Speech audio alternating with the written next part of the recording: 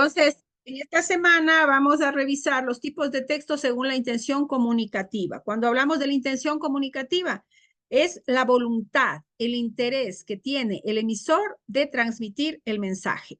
Tenemos aquí que según el propósito o estrategia textual podemos encontrar expositivos, argumentativos, narrativos y descriptivos, pero esto es según la estrategia textual, según el tipo de texto que quiero escribir. Puede ser expositivo, donde yo presento ideas, presento comentarios; argumentativo, donde yo voy a presentar teorías, tesis, tengo que presentar razones, ¿no?, que sustenten una idea; narrativos, como habíamos visto en una clase anterior, narrar significa contar. Entonces, un texto narrativo será aquel que cuenta algo, donde se narra, donde se habla de no sé quién me está escribiendo. Me habla, donde se habla, muchachos, de hechos, se habla de personajes y se cuenta, se narra alguna historia sobre ese espacio y sobre ese personaje. Los descriptivos, como el nombre indica, son los textos que hacen una descripción, van a presentar características de alguna situación, de algún espacio, de algún lugar, de algún personaje. Cuando nosotros vamos a hablar de la situación comunicativa, miren, aquí tenemos un cuadro y yo les pido atención aquí, pondrán atención porque esto yo voy a preguntar en la prueba de la semana 16 para unir con líneas, ¿no? Unir con líneas. ¿A qué se refiere cada texto, tipo de texto? Entonces tenemos los tipos de texto, por ejemplo, el texto literario, que es aquí, ¿qué géneros aparecen en el texto literario? Aparecen el género narrativo, lírico, teatral, ensayístico. ¿Cuál es el lenguaje que se ocupa en los textos literarios? Un texto de muchos significados, un lenguaje connotativo, quiere decir, no es solo lo que dice la palabra, sino lo que la palabra también nos puede llevar a pensar. Y la función también puede ser función poética, quiere decir, ponerle ese toque estético, ese toque de belleza a la palabra, al texto. La relación con otras tipologías, ¿con qué se relaciona el texto literario? Con la narración, con el diálogo, con el monólogo también, con las argumentaciones. Entonces, miren, este cuadro que van a encontrar, los tipos de textos, a qué género pertenece, qué lenguaje se utiliza y qué relación tiene con otros tipos de textos. Tenemos el texto periodístico. El texto periodístico es del género relacionado con la información, con la opinión. Por tanto, todo lo que tiene que ver con el periodismo son textos que permiten también mostrar el punto de vista, la manera particular, el estilo de la persona que comunica. El lenguaje que se utiliza en el texto periodístico es un lenguaje objetivo, pero también puede ir una cierta subjetividad. ¿Objetivo por qué? Porque tiene que hablar de hechos, de situaciones, informar, pero le pone también su toque de subjetividad, su punto de vista, su apreciación sobre algún tema, ¿no? Da su punto, su criterio, muchas ocasiones. Lo ideal es mantenerse neutral, pero nosotros vemos en el periodismo ecuatoriano sí se manifiesta mucho la apreciación con respeto, lógicamente, de quien emite el criterio, quien presenta la información. Tenemos que la relación con otras tipologías del texto periodístico se relaciona con la narración, con la exposición de informaciones, con la argumentación. Cuando un periodista presenta una información, tiene que argumentar, tiene que saber, tenemos que saber los que estamos escuchando, los que estamos viendo, la información del texto periodístico, tenemos que saber de dónde salió esa información, tiene que sustentar, tiene que tener pruebas, ¿no? De lo contrario, pasa de ser un periodismo serio al sensacionalismo, al amarillismo, como se le conoce también, a los chismes de la farándula que no son noticia, que no es periodismo verdaderamente. Tenemos los textos científicos, ¿no?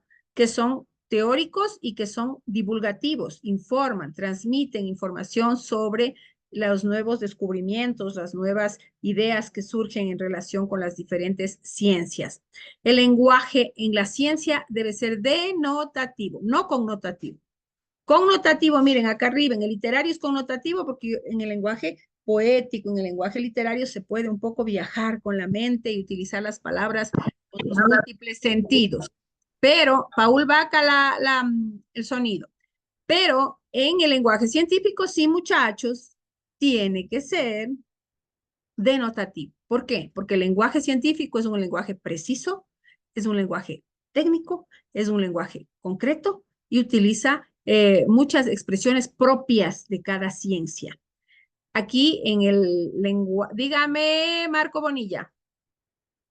Listen, con la parte de notación, no le tengo tan claro. ¿Me podría explicar, por favor, de nuevo? La denotación aquí, mire, y pongan atención para que entiendan bien la diferencia entre el lenguaje denotativo y el lenguaje connotativo.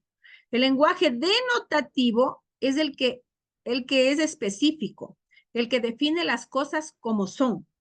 El lenguaje connotativo es cuando le damos otras interpretaciones al lenguaje, le damos otras lecturas, otros significados. Por ejemplo, Marco, si yo digo mamá o madre, ¿cómo le defino específicamente como progenitora? ¿No? La madre es la progenitora. A eso sería lenguaje denotativo. La madre es eso. Ahora, si yo digo, la madre es ternura, amor, cariño, dulzura, acá estoy, en el lenguaje connotativo, porque ya no estoy yendo a lo que es la palabra, sino estoy yendo a lo que puede significar la palabra. Entonces, en el lenguaje denotativo, ¿por qué el lenguaje denotativo en la ciencia? Porque en la ciencia no podemos estar haciendo poesía, en la ciencia no podemos estar inventando cosas. En la ciencia hay que utilizar, cuando se hace ciencia, cuando se hace una investigación científica, una investigación académica, hay que utilizar el lenguaje correcto, las palabras precisas. Cada cosa tiene un nombre. No podemos estar inventando. ¿Dónde inventamos? ¿Dónde utilizamos el lenguaje y movemos los significados? En la poesía, en la literatura, en las novelas, en las narraciones literarias. Pero en la ciencia no. En la ciencia hay que utilizar las palabras correctas para definir las cosas. Y es por eso que el lenguaje científico es denotativo. Cada cosa tiene un nombre. En el lenguaje connotativo podemos darle muchas interpretaciones a una palabra, Marco. No sé si me hice entender. Listen, la parte del el ejemplo que usted explicó, Ya, la primera parte nomás la entendí, no, está un poquito lloviendo. ¿Me que no puede me estoy yendo explicar bien. Deje de ver si nuevo? estoy yo la que estoy medio. Porque yo, no, Ya, no, o sea, yo no escucho, no le escuché muy bien esa parte ya, porque está un mijito, poquito lluvioso. ya. El lenguaje denotativo es utilizar las palabras precisas para nombrar las cosas, para decir las cosas. En el lenguaje connotativo, podemos interpretar, darle muchas lecturas a una misma palabra. Por ejemplo, y este es el mejor ejemplo con el que yo entendí también lo que es el denotativo y connotativo. El lenguaje denotativo, por ejemplo, yo digo madre. ¿Qué es la madre? La progenitora. Es la que da a luz, la que tiene el niño, ¿no? Entonces, denotativo, madre es progenitora. Connotativo, como yo voy a otras ideas, yo puedo decir madre, amor, cariño, protección, alegría del hogar, etcétera. En el connotativo, yo como que vuelo y puedo imaginar un montón de cosas relacionadas con esa palabra. Pero en el lenguaje denotativo es lo específico, es lo preciso. Es por eso que en la ciencia se utiliza el denotativo, o sea, el lenguaje, las palabras, el lenguaje, aquí mismo dice, lenguaje concreto, tecnicismos, palabras técnicas, palabras propias de cada ciencia. En cambio, en la poesía, en la literatura, podemos utilizar muchas palabras y un poco que viajar y un poco más libre la utilización de las palabras, ¿no? Podemos imaginar, poner nuestra dosis de fantasía, relacionar las palabras con diferentes contextos aquí, en el connotativo. En la ciencia, no, es diferente. La literatura nos permite viajar con la cabeza y pensar y escribir y redactar, pero en la ciencia no, en la ciencia hay que ser específico. La ciencia se hace con un lenguaje preciso, con un lenguaje concreto, con un lenguaje que utilice cada nombre para cada cosa, no que quede la duda. En las ciencias no puede haber dudas, debe haber claridad y rigor, ¿no? No sé si me hice entender ahora, Marco. Sí, dice, clarísimo, gracias. Muy amable. Ok, mi hijo.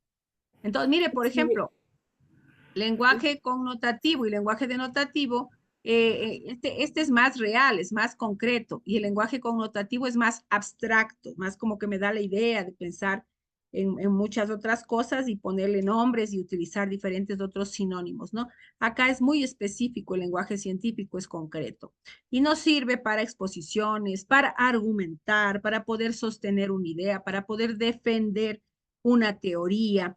Entonces, son la relación con otros tipos de textos.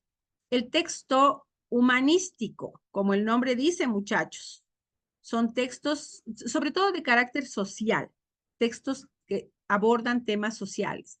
Son textos especulativos, quiere decir nada probado, hipótesis, posibilidades, textos divulgativos que están informando de algún concepto, de alguna idea relacionada con el ser humano, con las relaciones sociales, con la sociedad en sí.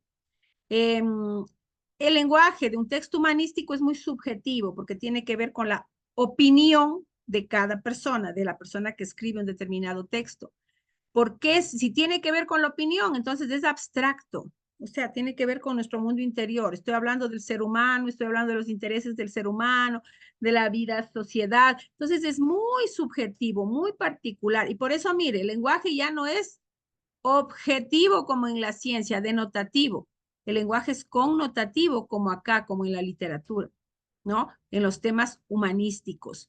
Y se utiliza uno que otro tecnicismo, pero esto es en muy bajo grado. ¿Y cuáles son las relaciones con otras tipologías de los textos humanísticos? Se relacionan con la argumentación, se relacionan con la exposición. Quiere decir, exposición casi que está presente en todo tipo de texto, porque exponemos las ideas. Ya lo otro puede ser una narración, argumentación, diálogo, etcétera. Pero la exposición, exposición y exposición, siempre la exposición de ideas está presente en todos los tipos de textos. Este cuadrito es para analizarlo e irlo interpretando en este sentido, ¿no? De entender cómo un texto puede ser de un estilo, de un tipo, y tiene sus propias características y su propia manera de expresarse. Aquí tenemos textos literarios y textos no literarios. Los literarios tienen que ver lógicamente con la literatura, tienen que ver con escribir de una forma bella, buscando la estética, hablar con belleza, escribir con belleza. Y aquí tenemos la novela, el cuento, la leyenda, el mito, la fábula, los poemas. Todo esto tiene que ver con los textos literarios donde se busca escribir de una forma bella, ¿no? En cuanto que los no literarios no se preocupan con el tema de belleza, sino sobre todo la función de los textos no literarios es informar, transmitir información. Y aquí tenemos, por ejemplo, la noticia, tenemos afiches, biografías, cartas formales, todo lo que implique informar, pasar una información, transmitir un mensaje sin considerar el concepto de la belleza. Simplemente informar, utilizar el lenguaje, utilizar el habla humana, el texto, para informar. La diferencia sobre todo está en la intención. El texto literario, la intención es dar gusto, satisfacción, emocionar, sensibilizar. El texto no literario no, simplemente busca informar, pasar un contenido, una información, nada más.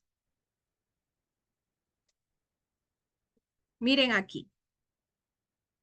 Tenemos los géneros literarios. La literatura tiene todas estas manifestaciones genéricas. El texto literario lírico. ¿Qué pasa en el texto literario lírico? El autor va a expresar sus sentimientos a través de versos, a través de sus ideas, de sus pensamientos y también a través de la prosa. Puede ser en verso, o sea, como poesía, o puede ser en prosa, como un texto, como un ensayo que yo escribo, pero donde procuro desarrollar, expresar sentimientos. Todo lo que es lírico tiene que ver con los sentimientos humanos. O sea, que lo lírico no es objetivo, es subjetivo, porque tiene que ver con el pensamiento, con las ideas, también con las emociones humanas.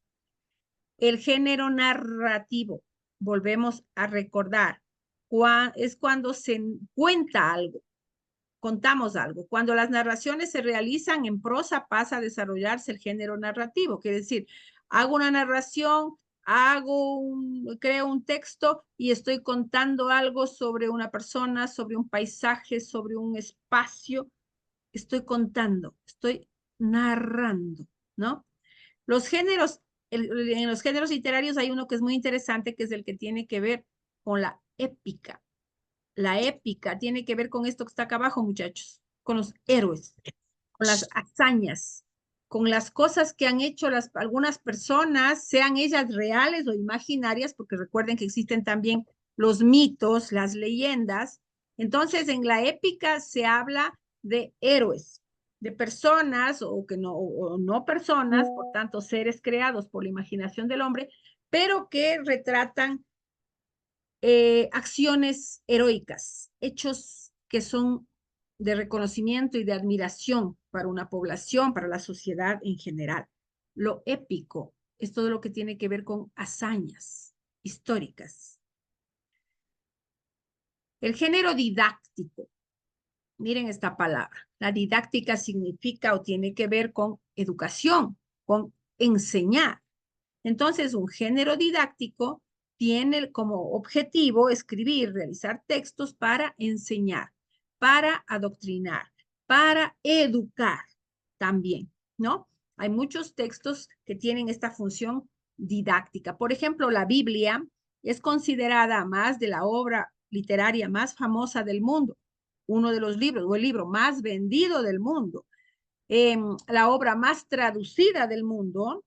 La Biblia tiene un carácter didáctico porque a través de la historia sagrada se trata de educar, de orientar, de mostrar cuál es el bien y cuál es el mal y cómo el ser humano tiene que, después de que piensa, ¿no?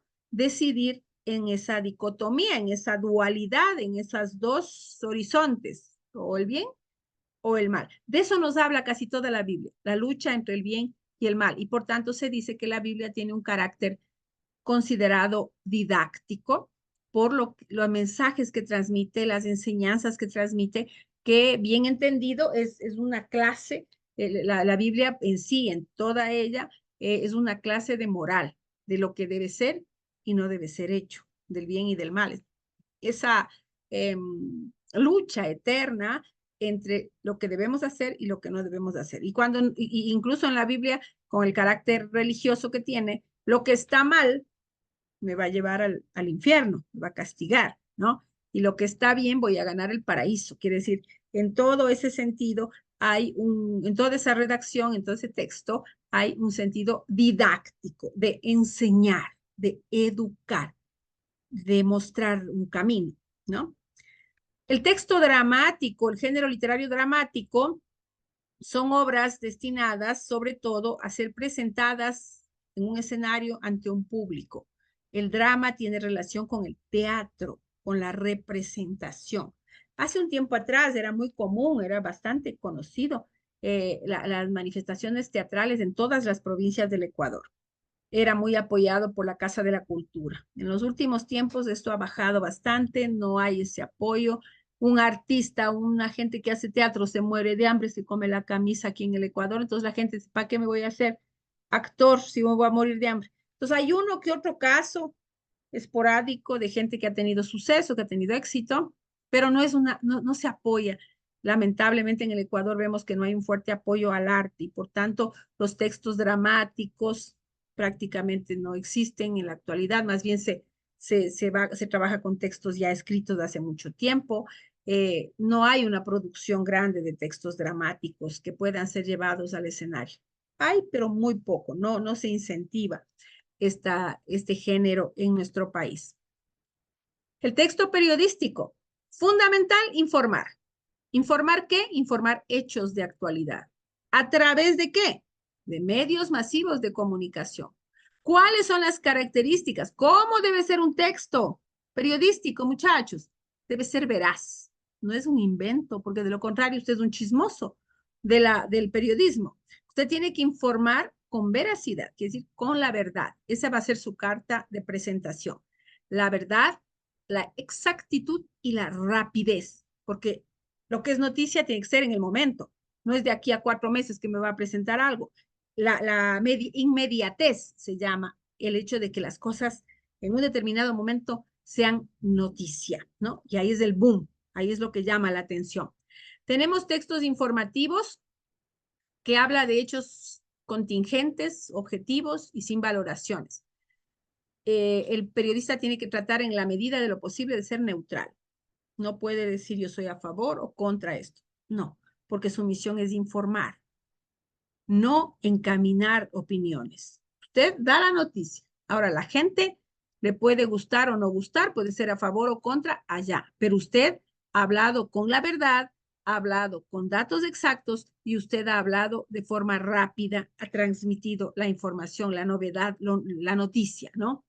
Y aquí tenemos, miren, la noticia, la crónica, el reportaje, la entrevista, la reseña. Son tipos de textos informativos. Los textos de opinión, presentación de puntos de vista, interpretaciones, valoraciones, y hay una palabra clave aquí, la subjetividad. Cuando hablamos de la opinión de las personas, estamos hablando de lo que la persona siente, de lo que la persona ve, de cómo la persona interpreta las cosas. Entonces, subjetividad. Y cuando hablamos de textos de opinión, en el periodismo, ¿a qué textos nos referimos? A los editoriales, por ejemplo, en un periódico, el editorial de Juana, de María, de no sé qué, de un periodista, él pone su punto de vista, manifiesta sus ideas ahí. La columna de opinión, la crítica cultural y las cartas al director, que son documentos que se envían a los directores de los medios de comunicación para hacer reflexionar sobre un determinado tema. En los periódicos del Ecuador antes era muy interesante la carta al director, siempre hablaban de temas que estaban en la actualidad. El texto científico. El texto científico de ley va a utilizar lenguaje científico, lenguaje académico, mucha palabra técnica.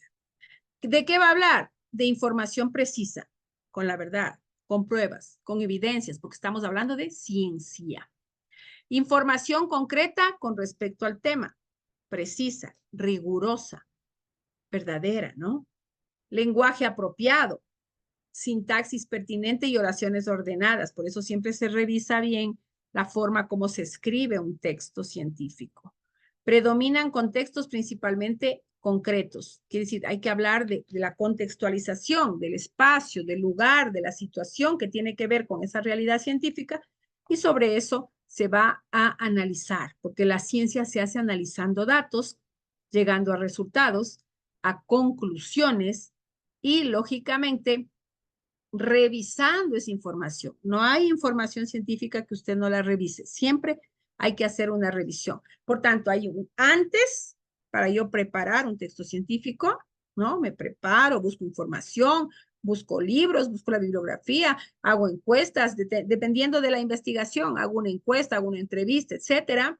Luego redacto el texto y al final reviso. Siempre se hace una revisión de cualquier texto, sobre todo un texto científico, más que cualquier otro texto hay que revisarlo. Aquí tenemos el texto humanístico del que yo les hablaba. El texto humanístico tiene tanta importancia que tiene que ver con todo el área social. Si nosotros hablamos de la medicina, hablamos de la física, hablamos de todas las ciencias que hay, no podemos olvidarnos que quien hace esas ciencias es el hombre. Y por tanto, las ciencias sociales son muy importantes. Nosotros, ustedes, yo, estamos en el mundo de las ciencias sociales. El texto humanístico trata temas propios de las humanidades, como el arte, la literatura, la historia, la sociología, el derecho, la economía. Todo esto tiene que ver con el ser humano. Por eso tiene una importancia radical. Tenemos los textos humanísticos, puede ser a través de un ensayo, podemos expresar ideas, pensamientos, emociones. Otros pueden ser las memorias, las biografías, las autobiografías. Hay gente que escribe sobre su propia vida.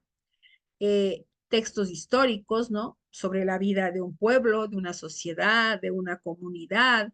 Por tanto, siempre hay algo sobre lo que se puede escribir. En los textos humanísticos nosotros vemos que pueden ser de transmisión oral o también a través de textos escritos. Y en este hay un texto que es muy importante, que es el ensayo. Es una de las manifestaciones literarias más bonitas que a la gente le gusta desarrollar. Ustedes muchas veces, sin darse cuenta, hacen ensayos. Cuando ustedes están haciendo una redacción sobre un tema, estamos haciendo un ensayo. Y ahí la finalidad es enseñar, ofrecer al lector conocimientos del área humanística, ¿no? Y aquí miren todas las ciencias en las cuales el ser humano puede encontrar información para desarrollar los llamados textos humanísticos, donde el hombre es el centro de atención. Por su tema, los textos humanísticos, miren aquí, tratan del ser humano y de su cultura, de lo que vive el hombre en su sociedad. Las ciencias pueden ser las humanidades, ¿no? Lingüística, filosofía, historia, arte, etcétera. Las ciencias sociales, ustedes, el campo de la economía. Por su finalidad, no tienen una finalidad prácticamente inmediata, su función es formativa. A través de las ciencias humanas se forma al hombre. Aquí tenemos por el enfoque. Por el enfoque, los textos humanísticos pueden ser teóricos y especulativos con mayor carga argumentativa. Quiere decir, por el enfoque podemos nosotros presentar teorías ya comprobadas, podemos presentar ideas que después serán comprobadas, por eso es especulativo, que decir, hay que trabajar para llegar a la verdad, y los argumentos. Siempre en un texto humanístico vamos a encontrar argumentos, razones, opiniones, comentarios. Son muy comunes en los textos humanísticos. ¿Qué es argumentar? ¿Qué es lo que nosotros vamos a tener que hacer siempre que hacemos una redacción, hacemos un trabajo, una investigación, tenemos que presentar un trabajo en la universidad? Hay que argumentar. Argumentar significa ofrecer un conjunto de razones o de pruebas en apoyo de una conclusión. O sea, hay que justificar, hay que presentar causas, ¿no? El mejor ejemplo de lo que es argumentar es lo que hacen los abogados en un tribunal. El abogado que acusa a una persona que está ahí, a un preso, a un prisionero, a un reo, quien acusa tiene que mostrar todas las razones para meterle en la cárcel. ¿Y quién le defiende? Tiene que argumentar, tiene que mostrar todas las razones para sacarle de la cárcel o para que no vaya a la cárcel. Entonces, argumentar es ofrecer razones, es presentar criterios para poder llegar a una conclusión. El propósito de la argumentación, de los textos argumentativos que son muy importantes en la literatura, en la investigación, el propósito es convencer de la verdad, persuadir, por tanto, llamar la atención a una persona para reflexionar sobre tal o cual asunto y refutar.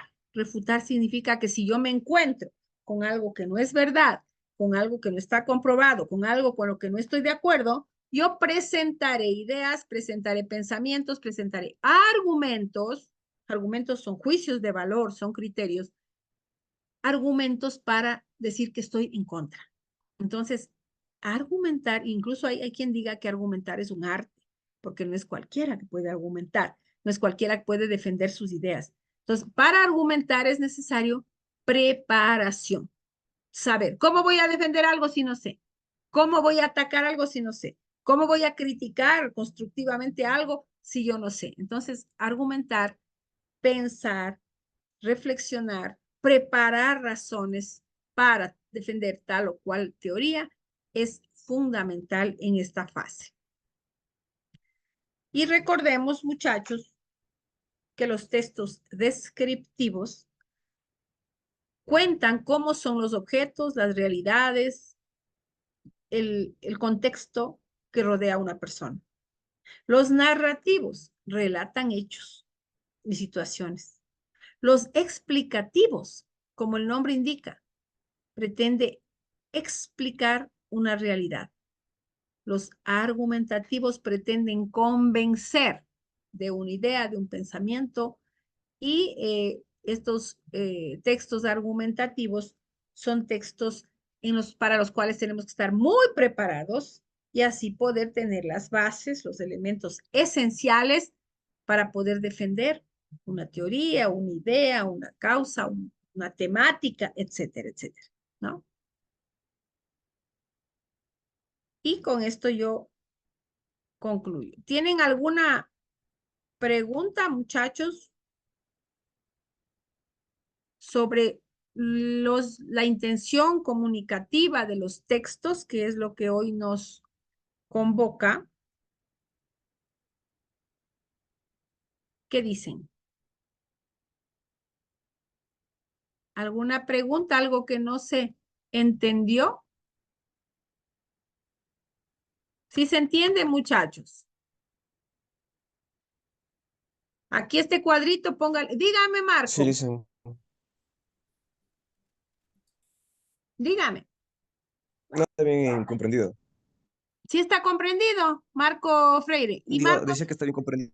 ah, Liz. ya, mi Sí, hijo. Ya. Marco Bonilla.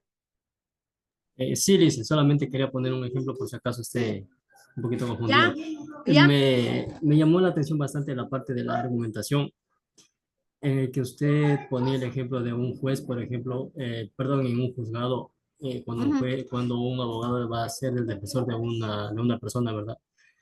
Ajá. Otro ejemplo de eso podría también ser un debate político, Claro. ¿verdad? Claro, muchacho, un debate político donde uno defiende una teoría, otro defiende otra teoría. Miren el debate que hubo de los candidatos a la presidencia de la República, por poner un ejemplo, ¿no? Había ¿cómo se llamaba el que decía? El Topic, el candidato Topic. Él hablaba de que él va a atacar con la bala, que no sé qué, a los criminales, a los tiguerones, a los no sé qué. El discurso de los argumentos de él eran muy cargados de una cierta agresividad. Y la habilidad para hablar, mire, por más que no habla mucho el presidente Noboa, pero cuando él habló esos debates, él habló de lo mismo, sino que más suave. Entonces la gente dijo, me gusta lo que está diciendo él, quiere decir, él va a atacar, va a cortar a la mafia, quiere luchar, no sé qué, pero no utilizó argumentos, ideas tan fuertes y como que nosotros, el pueblo, ¿no? La ciudadanía con tanta violencia, con tanta cosa, no queremos oír argumentos de mucha violencia, por más que sí decimos, métanle bala ahí a los criminales, podemos decir, pero no queremos oír eso, no aceptamos. Entonces hay que, como se dice, dorar la píldora, quiere decir, ponerle bonito el mensaje para llegar al público. Entonces, argumentar es un arte, no es cualquiera que puede. Y ahí también está el poder de la oratoria, la facilidad de palabra, la capacidad de la persona de convencer.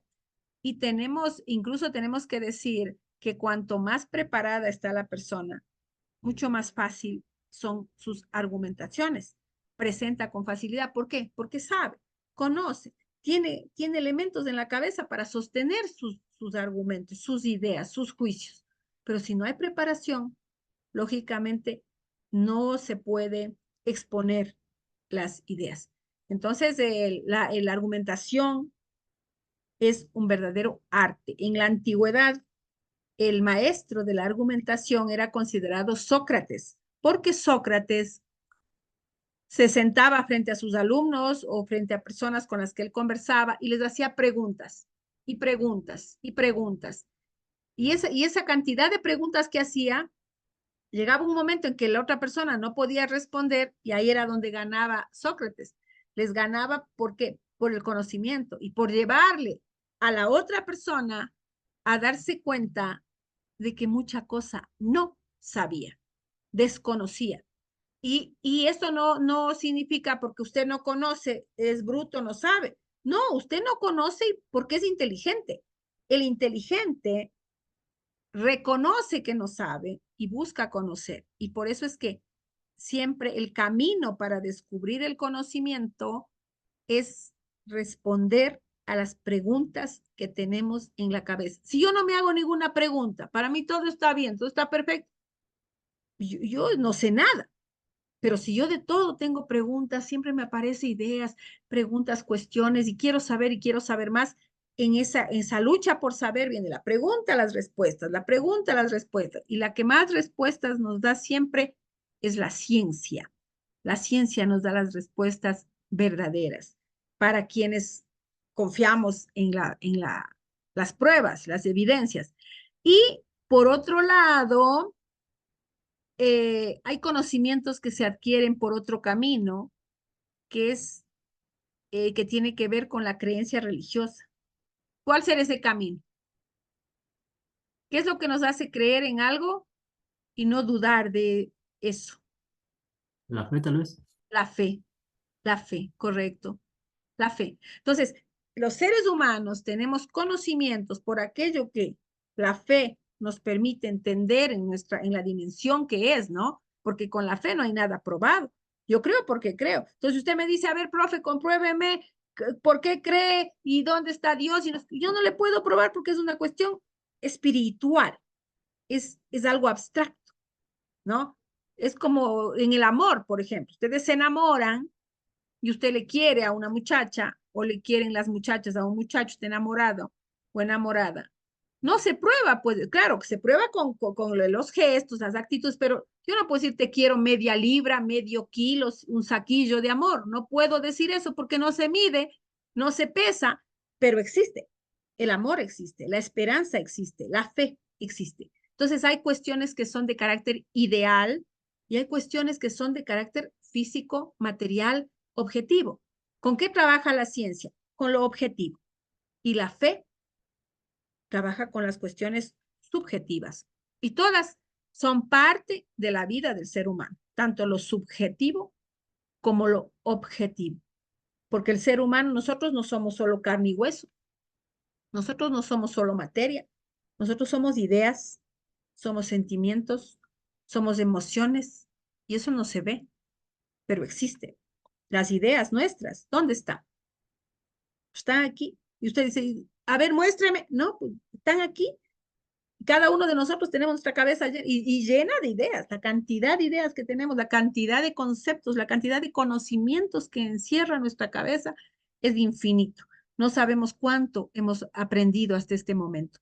Y entonces, todo eso es el bagaje, es la maleta de información que tenemos y que nos permite a nosotros, cuando vamos a redactar un texto, vamos a elaborar un texto, tomar de todos esos elementos y crear, tanto para hablar, texto oral, como para escribir el texto escrito.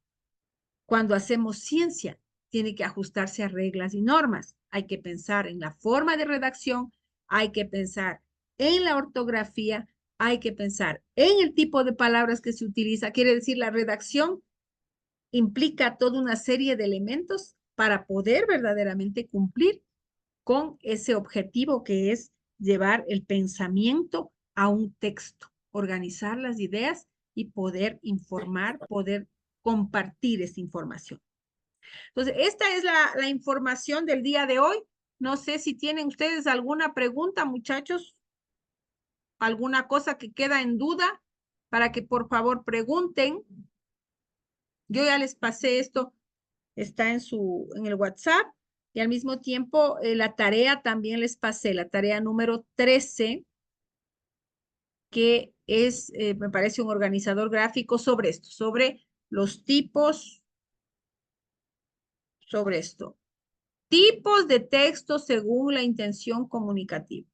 Cogen eso y elaboran su organizador gráfico, me parece que es organizador gráfico, y lo suben a la plataforma hasta el día sábado 23 horas y 59. Hasta ese momento pueden subir sus tareas. Dígame, Santiago López. Licenciada, buenas tardes. Buenas Disculpe por la tardes. tardanza. Recién acabo de conectarme hace unos 5 minutos. Le No pido se disculpas. preocupe, no se Algo preocupe. que, Yo ya me pregunté, dije, ¿dónde está el Santiago López?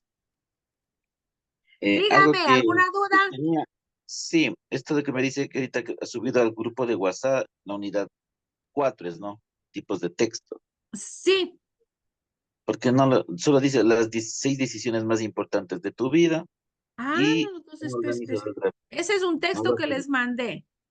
Exacto, y el organizador gráfico, pero no está. Ah, ya. Ya les paso este momento. Muchas gracias más bien por recordarme. Espérese un ratico que estoy, ya le busco por aquí tengo. Aquí, me voy aquí, me voy aquí, me voy aquí, aquí, y esto, yo ya le paso. Espérense un ratico. 13. Copiar. Y les paso acá. Ahí está. Ahora sí está. ¿Ok? Gracias, Ya, gracias, ahí licenciado. está toda la información que acabamos de ver. Revisen esas diapositivas, porque de estas diapositivas de esta semana también voy a sacar preguntitas para la prueba. Dígame, Paul Vaca González. Profe, disculpe, le quería preguntar porque me demoré unos minutitos al entrar. Si es que estamos listas, si me podría añadir. Sí, mijo, espérese usted. Vaca González. Ya le puse, ¿sí? Ya, no se preocupe. Hay Ya, Dicen profe, algunos. buenas muchas tardes, gracias. disculpe, yo también. ¿Quién es? Daisy Ñamañay. Ah, de ese. Ok. Licenciada, disculpe, yo también. ¿Quién es Janes, usted? Lady Janes, licenciada, me disculpa. Janes, ya, mi hija querida. Ok, ya le pongo. ¿Listo? ¿Alguien más que no esté en la lista? Licenciada, por Usted, pedirle un favor tan dígame, grande, mijo. me he olvidado de subir la tarea, ¿me podría dar una oportunidad para subir las tareas? Ah, no hay ningún problema. ¿Quiénes son? Ustedes son redacción. ¿Qué tarea le faltó subir? ¿De la 9 a la 13 o qué? La 11 y la 12. Por fin, Redacción, licenciada, hágame ese 11, favor tan 12. grande. Ya. Ok, entonces no se preocupe, mijo. Voy a abrir la plataforma para que suban los que se hayan olvidado las tareas desde 11, 12 y la de esta semana, que es la 13. ¿Ok? Hasta el día sábado, 23 horas y 59. ¿Sí? Gracias, licenciada. Ya. No se preocupe, mijo. Suba con tranquilidad sus tareas, que no hay ningún problema. ¿Ok? Santiago López, ¿qué quiere que le pase? Ah, me está dando aplausos. Muchas gracias. Aplausos me está pasando. Ok, muchachos. Entonces, si no hay duda, si no hay problema, ¿no tienen ninguna otra duda sobre este tema? Bueno, quería contar algo. Diga. Por ejemplo, el presidente José María Velasco Ibarra, ¿no? Tenía esa forma enérgica y pese a la estatura de él jalaba masas, ¿no? Con su Así es. vocabulario, que también tenemos que reconocer que era un estadista, ¿no? Algo que Así es. usualmente acá ya no hay, lamentablemente, o no sé, ¿no? Y Así es. también Hitler, ¿no? Aunque, bueno, tal Para vez no el sé si mal, sea... utilizó para el mal, Claro, pero fue un gran orador. exacto, a eso me refiero y con respecto al tema de su clase, ¿no? Pues hay que tener también con el tono de voz, no se necesita la estatura, ¿no? O sea, con respecto a Así este es. personaje que he mencionado, ¿no? Es Así es. importante el Importante eso. vocabulario. El vocabulario y desarrollar las habilidades y practicar, muchachos. Como yo les había dicho en alguna clase anterior, todos tenemos que aprender día a día a hablar bien, a comunicarnos de acuerdo al contexto, de acuerdo al lugar donde estamos. Yo siempre he dicho, pónganse frente a un espejo y practiquen frente a un espejo. Y ahí usted se ve cómo se sienta, cómo se pone, cómo mueve la boca, cómo mueve los ojos, todo. Esto es importante. En la próxima clase que tendremos la próxima semana, yo les voy a pasar unos videos que me parecen súper interesantes de estas habilidades comunicativas. Independientemente de que nosotros estamos tratando el tema de la redacción específicamente, la comunicación en su conjunto es importante. Les pasaré, o si no les paso a su WhatsApp, unos videos súper interesantes que nos enseñan a cómo comunicar, a cómo hablar bien, a cómo educar nuestro lenguaje para comunicarnos y para poder presentar trabajos, poder argumentar ideas, poder trabajar en conjunto, en equipo y compartir reflexiones. Este arte de que hablábamos hace un poquito con los compañeros, el arte de argumentación, de poder defender una idea, de poder sostener una idea. Es muy importante que podamos hacer ese trabajo diariamente. ¿Tienen alguna pregunta, alguna duda sobre este tema, por favor?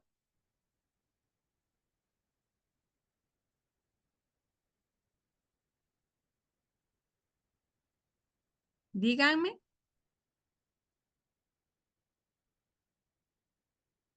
¿No? Todo bien, licenciado. Ok, mijo. Entonces me alegra mucho que estén entendiendo, que pongan atención. Eso es fundamental.